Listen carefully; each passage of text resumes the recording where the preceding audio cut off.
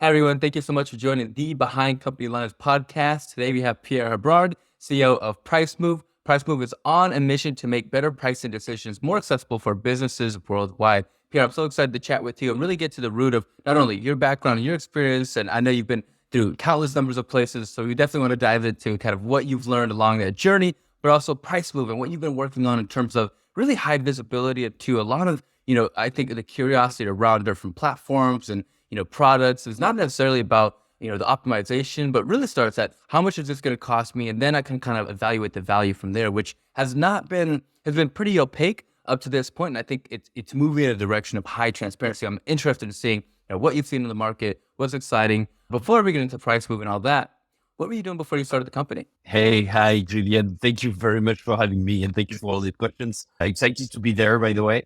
I'm very happy to be able to talk together today. And on this day, I think it's very coincidental, but today Pricemoov announced a 10 million Series A raised.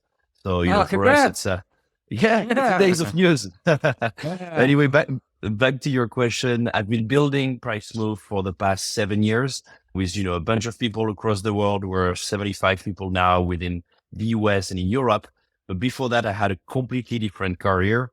I've, worked in private equity in London for a while. I worked in trading in Hong Kong for 2 years. I think the most formative really was when I was working in a company called Jumia. Jumia is a traded Yeah. company in the Nasdaq. It's the Amazon of Africa.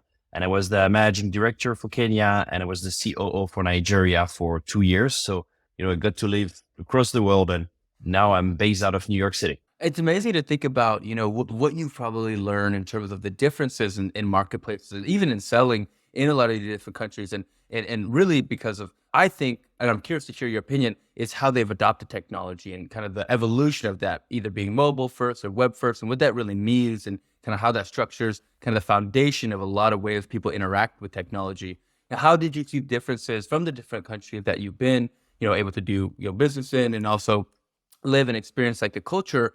What are the differences in the ways that they interact with technology versus say the US and how we interact with technology? Anything kind of stand out to you, and does it change how you build a business? There's real difference and not at all the ones that we think at first. One could think, the US would be at the top for technology and then people catching up. And it's, of course, there's some truth to that, but you have some crazy effects as well. For instance, I think two anecdotes that I love. I was recently in Shenzhen in China, where I was 10 years ago, 2 years ago, I've been multiple times. Over there, for instance, electrical cars are a must. You have 17,000 taxis. They're all electrical. So you could say they really leapfrogged this technology. They went from having the really, really diesel petrol cars to now something full electric. Same happened with driving and building e-commerce in Africa. You go from a place where, you have, of course, no e-commerce to something kind of very advanced where e-commerce scheduling already 6 years ago was doing 15 minutes in advance via SMS with someone Yeah. delivering same day. And, I think in many countries that could be catching up, there's been a lot of leapfrogging effect Yeah. that has them adapt technology way faster.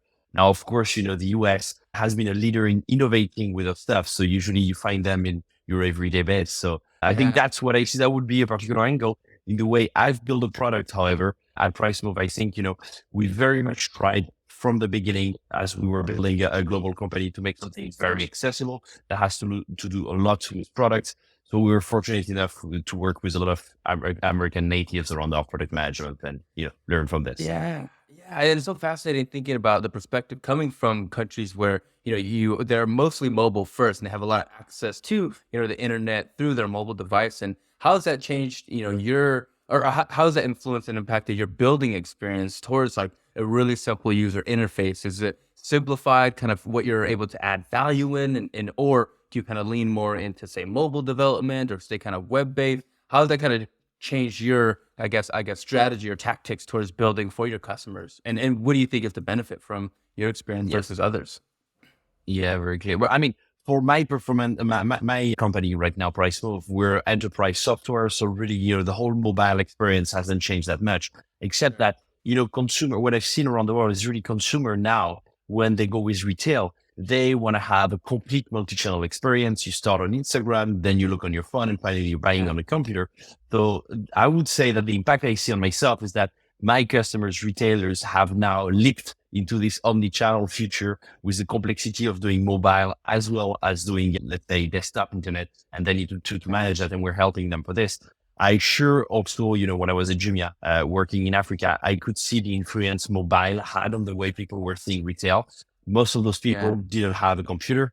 So everything was going, through the phone. So I think in a nutshell, I'm lucky enough to 10 years ago have been exposed firsthand to, mobile selling in those countries and seeing how the explosions of channel was going to change the way people were going to consume. And of course, back to us, pricing Yeah. is a big element in doing this. And this is where I built Pricemoov.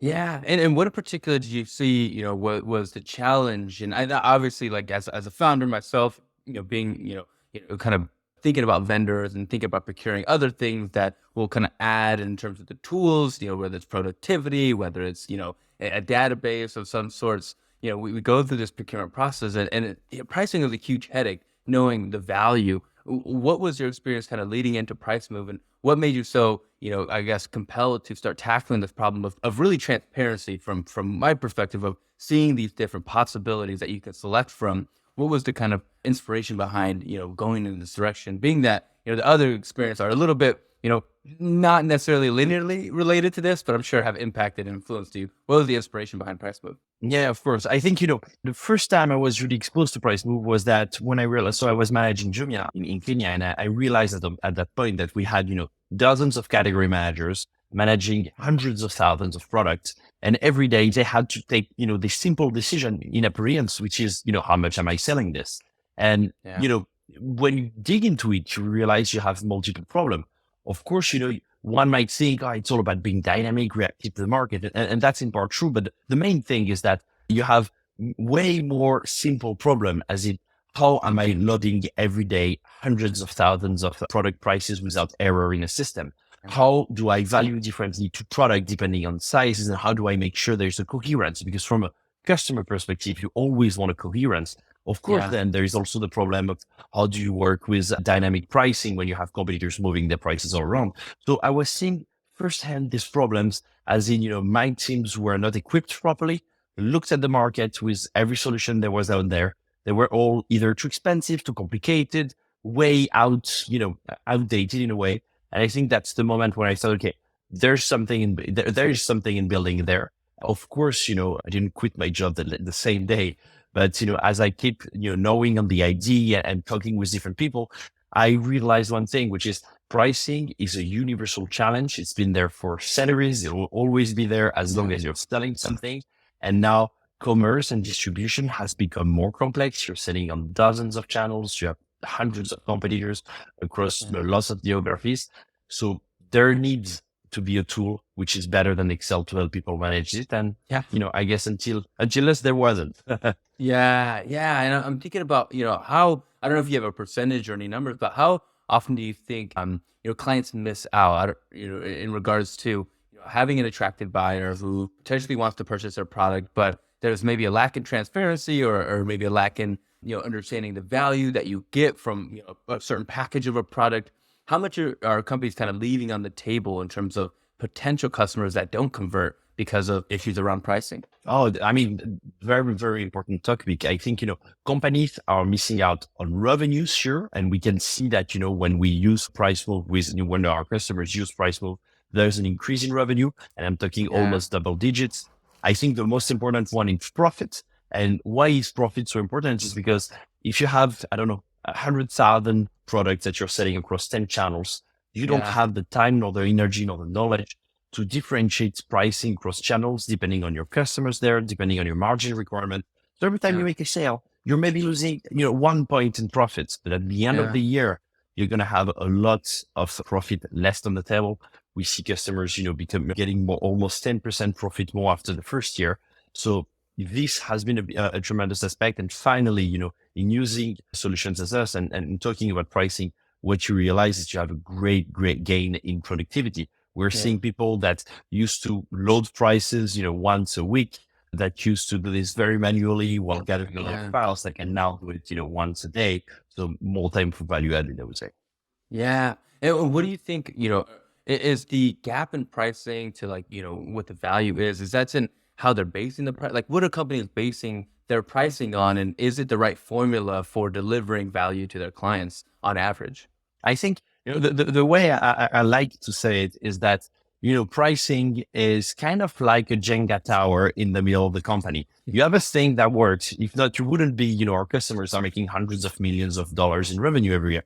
So you have something that works, and everyone knows it could be better, but no one wants to be the one to pull the piece of wood and have the thing completely collapse. So when I talk with people, business managers, category managers, business leaders about pricing, the thing I'm hearing the most is fear. Like they know they have to do something. They know it's a great level for profit, but they don't want to break anything.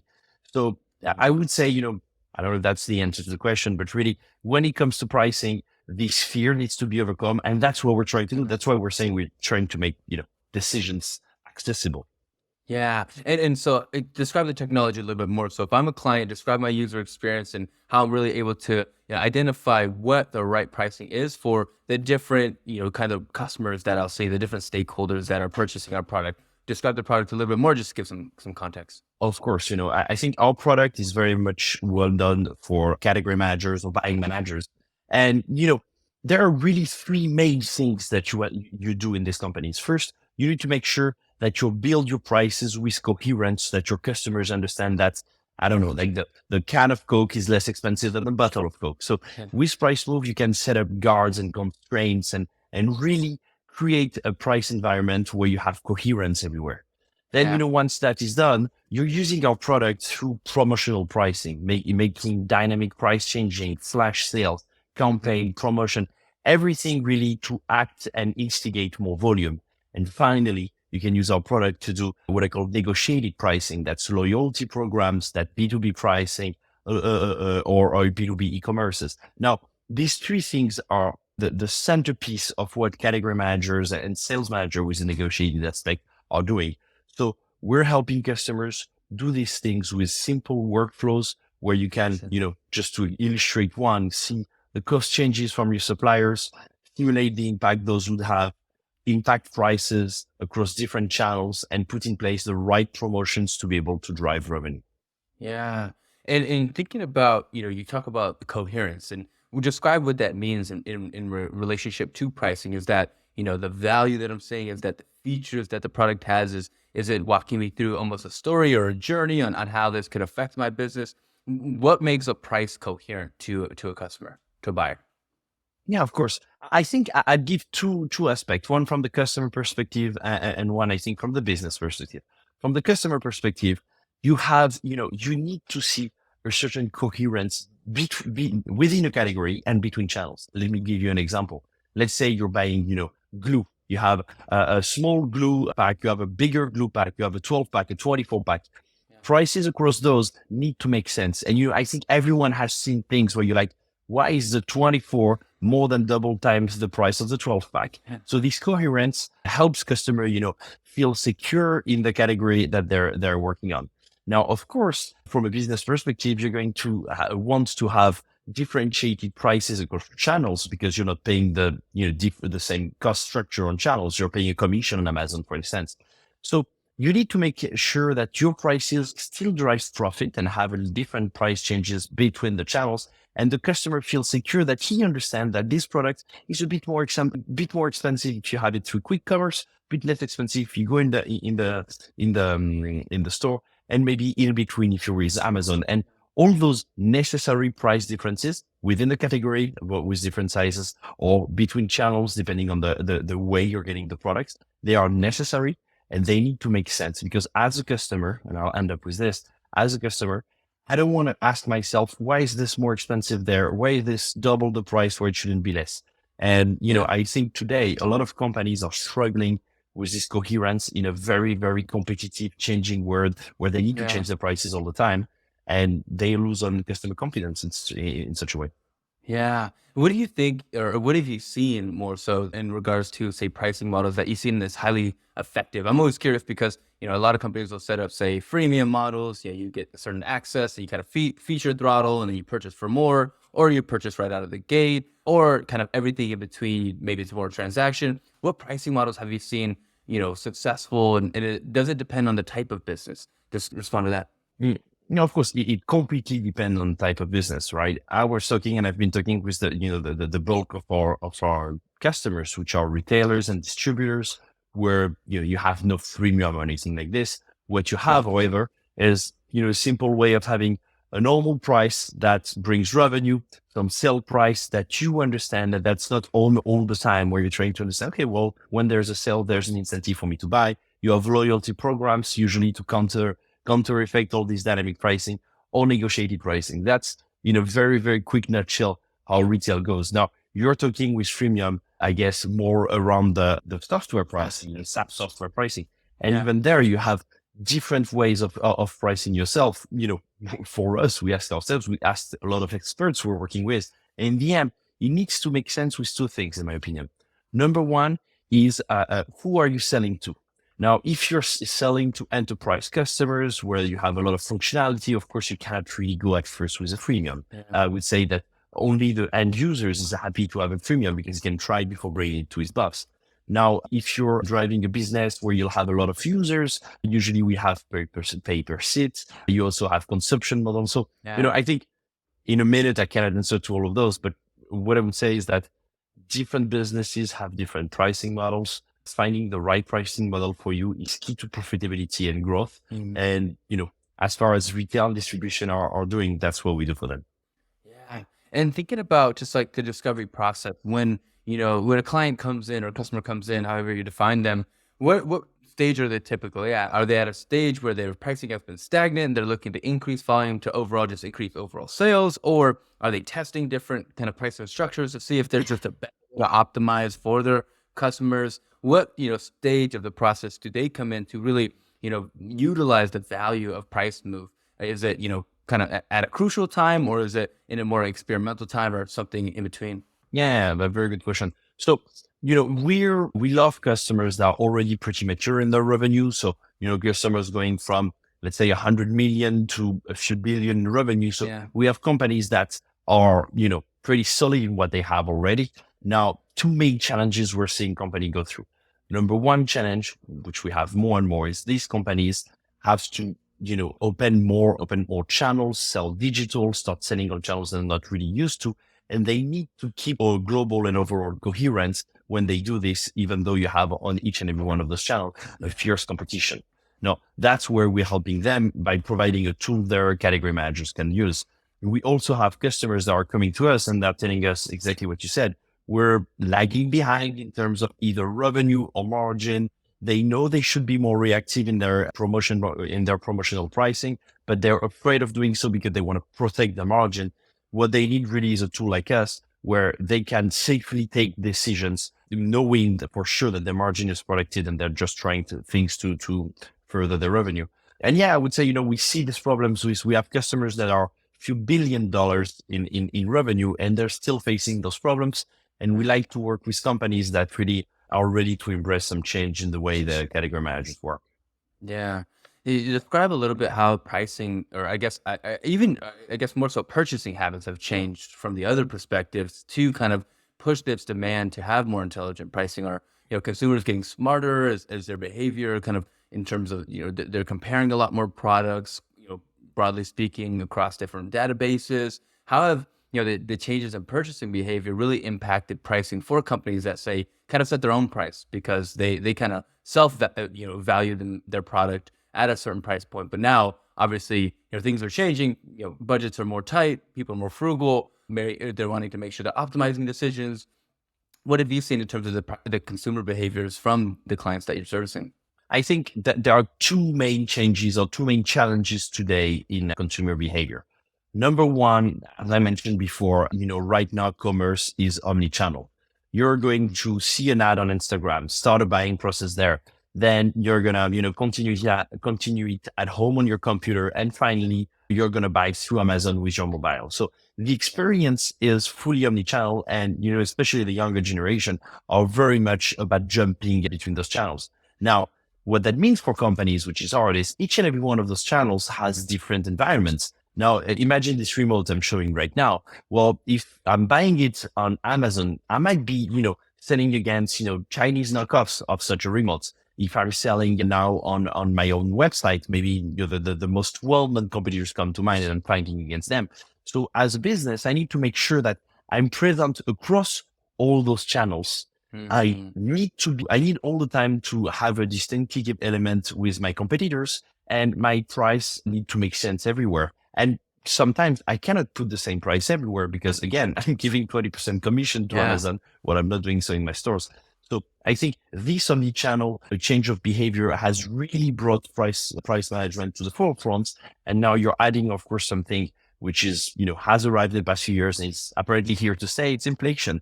As a consumer, you're looking at a product and you're thinking, do I really need this $80 t-shirt or $120 a shirt? So pricing is a big part of the decision people make when they buy something. And usually it's really a yes or no. So companies need to be even more aware of this and make sure that whenever they propose a price, they do a promotion, they change their pricing, those make sense with regards to customer demand and inflation. And, again, that's what we're doing the company. That's why we're working with, great retailers in order to help them overcome this challenge. Yeah, I know. And it seems like, the speed of understanding is even more so crucial as the environment continues to change as, external, but political, economic, even consumer behaviors, popularity within other products. You have to be so fast as a company to make those adjustments to really be attractive, in comparison to your competitors. Thinking about the negotiation part, which is always fascinating because it really, a lot of companies live and die in terms of that process. And whether it's, typically I think it was the sales team's problem and you did a lot of human input and error, but how do making a more efficient negotiation process, does that kind of all start at pricing and the value point to be able to be communicated? Where are you impacting, in that sense for companies who maybe traditionally, have a sales team, they have more of a point-to-point contact, but honestly, as things get more complicated and scaled, those sales cycles become longer and longer and even more tenuous to actually get a transaction to go across. What have you been doing in that space to really kind of, I guess, shorten the time, but also bridge the gap between consumers who want to buy and companies who are selling products and making sure that that's a good compromise in terms of the purchasing? So I think, with negotiation is a big part of what we do. As I mentioned, with the new channels companies are starting to, you see way more manufacturers or retailers directly selling B2B to the end customers. Now, I think what we see and we have for instance, we have customers that have hundreds of thousands, if not millions, of SKUs, and they sell those through their own B2B website, and they also sell those through their hundreds of sales representatives on the ground. Now, when those guys are selling to thousands of customers, of course, everything is about the negotiated pricing.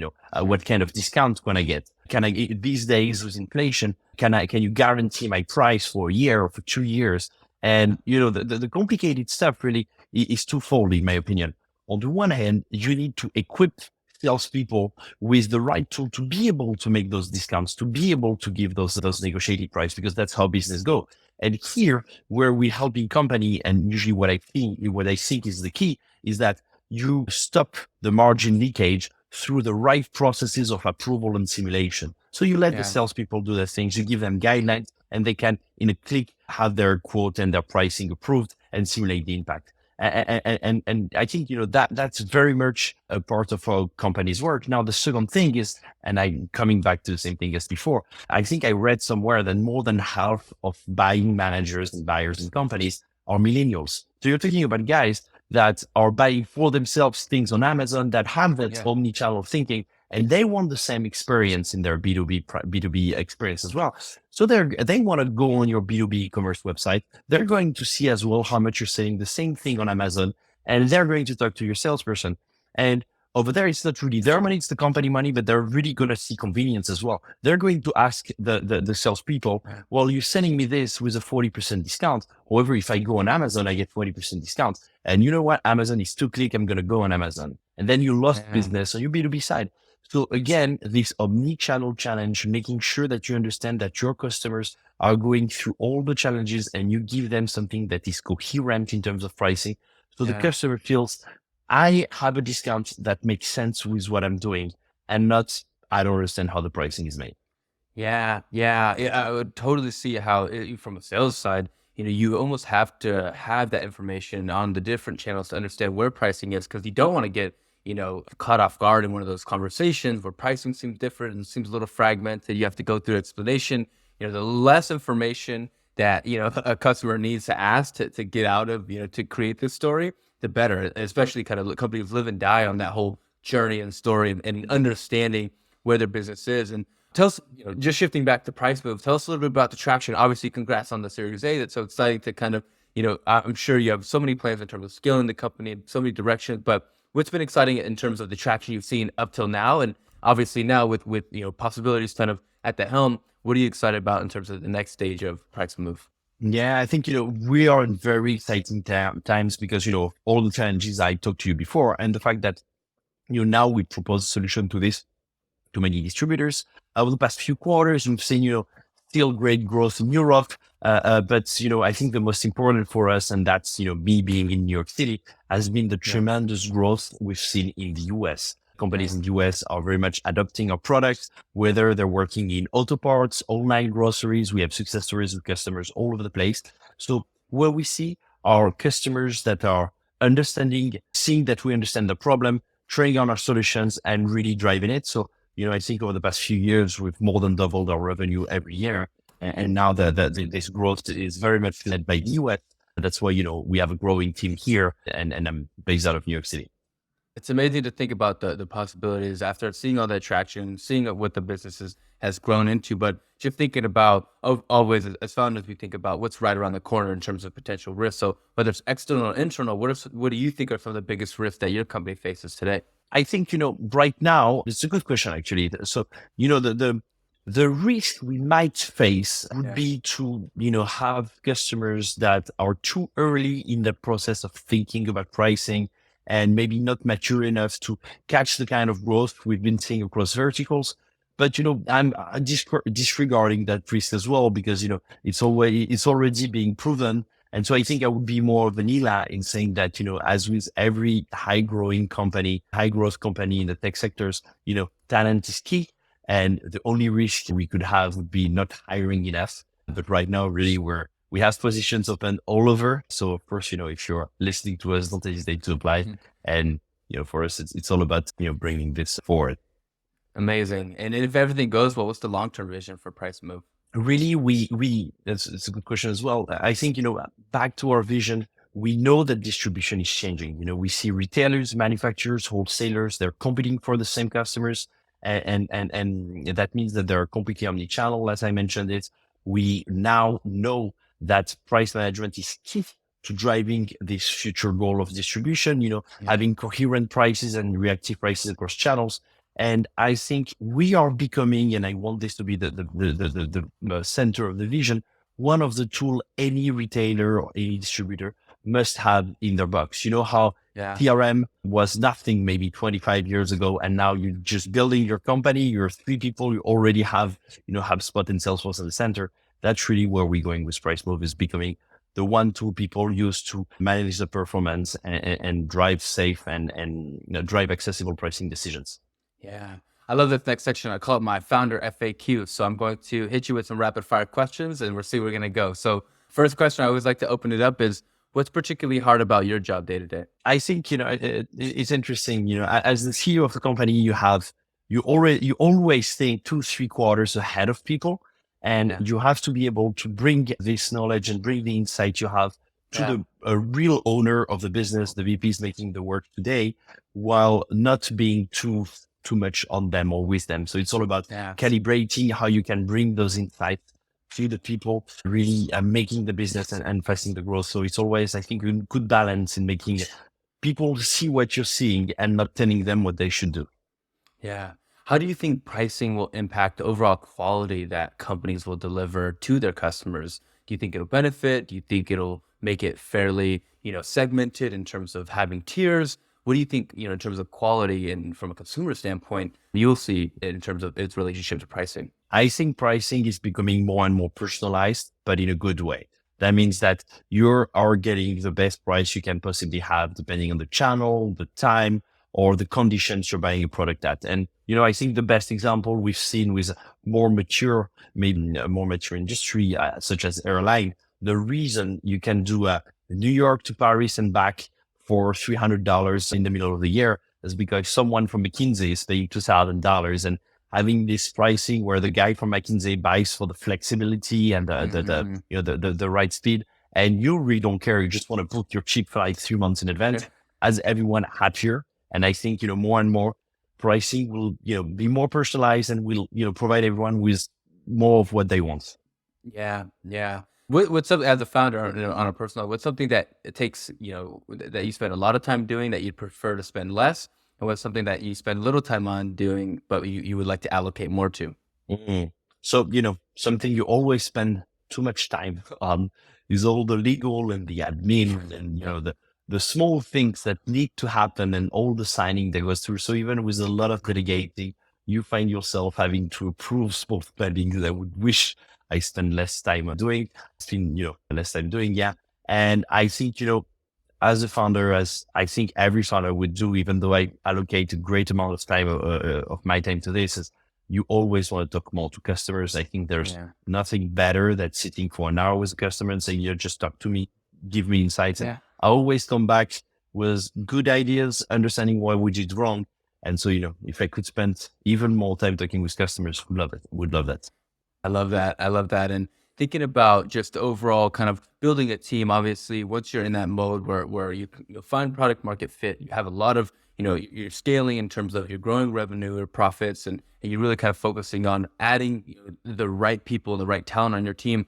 Where do you go to find that once you're in that hyper growth mode? I think, there's one challenge in hiring like the first 10 to 15 to 20 employees, finding the right people who have the right mentality. But once you kind of need to specialize and get people really honed in certain segments of the business, I think it becomes challenging to make sure that, you're say buying the right components, right? Buying the right parts for the machine that are going to fit. How do you define the right fit? Any questions or any strategies that you use to find, the right people for your teams, or is it delegating that to others? What do you do to build a strong team? I think there are two main, as after a few years of doing so, there are two things that make it a win. And that's, if you don't do them right, you're going to have problem. First is you need to have a very strong culture, and you need, while you're talking to people, to talk about it. Because if, you have a culture going a certain way and you're hiring someone who's, great by any sense, but not within this culture, you're hiring someone that will be out of the door in a few months. So I think as a founder, what you do, and not as a CEO, really as a founder, I do it with my co-founders, is really make sure that this culture really goes deep into the way questioning are being done, so that we know we are getting the people, of course, for the skills and for the culture. And at the same time, I think what everyone wants is not really like a visionary CEO or whatever. Like, this is great, but the main thing is you want your manager's manager to be someone who's going to teach you all of things. So what we did as Pricemoov is we went ahead and hired the best of the breed. Our CEO has spent more than 20 years in the tech space, was managing MongoDB, has been working with Forter and many IPO company. We have, our product, our VP product has worked at Netflix, Google. Same goes with our engineering, VP engineering, who was VP engineering at Sage or big companies like this. For me, it was important as a CEO, though, to find those right people, telling them, well, you know better than I do who to hire, and I give you, of course, the playground in which you can play, which is very much value centric. When you have that, I feel things go smoother.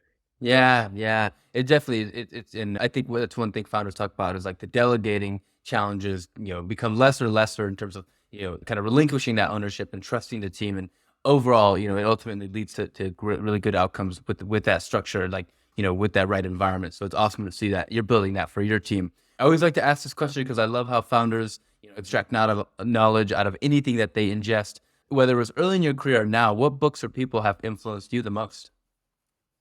It's a good question. I think, thinking out loud here, as a professional book that for me as a founder was very important to read was really Crossing the Chasm.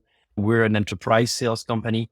And, I think reading it, I understood, wow, everything I think were so particular and so hard about myself is actually written down a book by someone who knows better.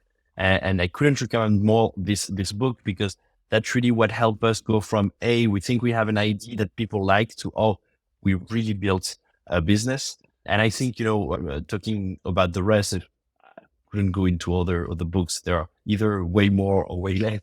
But I think I had the chance to have great managers all my life, especially when I was working at Jumia, having people that even young told me, well, you know what, if you can grow this business from 5 people to 300 people, then you can go there. And having this kind of managers that empower you has been helping me a lot. Yeah. Yeah. I know we're coming to the close of the episode, so I always want to ask if we left anything on the table. Is there any question that I didn't ask you that I should have, or anything that we didn't talk about that you wanted to touch on before we close out here? No, I think we're all good. I hope every one of your listeners learned more about pricing and, went on Pricemoov. And as for everyone listening in, don't hesitate to ping me or any one of my team if you are interested in a product. Yeah, please tell us. I always like to leave space at the end. What are your LinkedIns? What are your Twitters? Where can we not only support you as a founder, but also Pricemoov and what you're working on and what you're building today? Give us those plugs. Yeah, well, Pricemoov, PRICEMOOV. And you can find me at Pierre Hebrard on LinkedIn, Twitter. You'll find me a bit everywhere. And I hope you can follow me and we can work together in the near future. Amazing, Pierre. It's been such a pleasure not only learning about your just wealthy experience and understanding kind of how markets work and how marketplaces kind of function in different areas, and really, moving into this direction of illuminating a lot of the opaqueness around pricing, and not only just offering customers a better experience, but from the companies who are looking to engage with more or increase their volume, who want to pull different levers, but also understand kind of broadly speaking where their pricing is to be able to attack their customer and their client base. It's so exciting to see what kind of value you'll bring those companies and kind of what successes they'll have, using Pricemoov and other companies kind of adopting it, and kind of how that changes the overall ecosystem around pricing. I'm curious. Obviously, I'm sure you see changes now we talked about, but what that means in the future. So Pierre, it's been such a pleasure having you on the show. I hope you enjoyed yourself, and thank you so much for being on Behind Company Lines today. Thank you so much, Julian. Of course.